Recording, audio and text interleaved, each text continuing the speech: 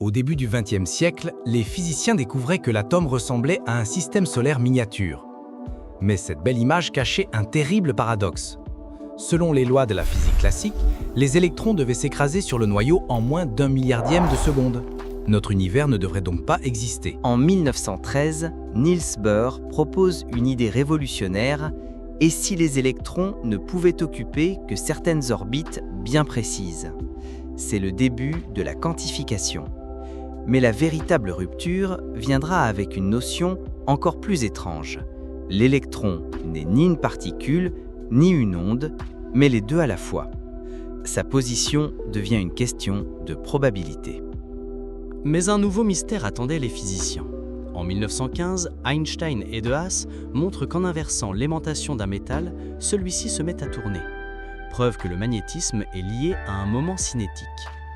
Problème, même les atomes sans mouvement orbital montrent un magnétisme inexplicable. En 1922, Stern et Gerlach réalisent une expérience cruciale à Francfort. Ils utilisent des atomes d'argent, dont le moment cinétique orbital est nul, pour isoler la source de tout magnétisme. Leur dispositif génère un champ magnétique fortement inhomogène. Selon la physique classique, les orientations possibles des moments magnétiques étant continues, on s'attendait à une trace diffuse sur la plaque détectrice. Contre toute attente, le résultat révèle deux taches nettes et distinctes, séparées par un vide.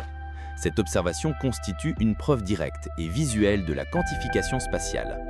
La projection du moment magnétique ne peut prendre que des valeurs discrètes, ici plus mu et moins mu.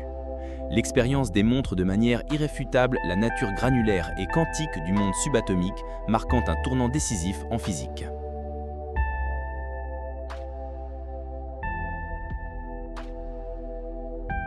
L'explication de ce mystère réside dans une propriété quantique fondamentale, aussi profonde qu'énigmatique: le spin. Imaginez non pas une rotation mécanique, comme celle d'une toupie qui ralentit et vacille, mais plutôt une sorte de boussole interne intrinsèque à chaque électron. Une caractéristique immuable, aussi essentielle que sa masse ou sa charge. Contrairement aux objets classiques, qui peuvent s'orienter selon une infinité d'angles, cette boussole quantique ne connaît que deux états possibles dans l'espace: haut ou bas. C'est une binarité fondamentale, un code binaire écrit dans la structure même de la matière. Cette propriété échappe à toute intuition classique.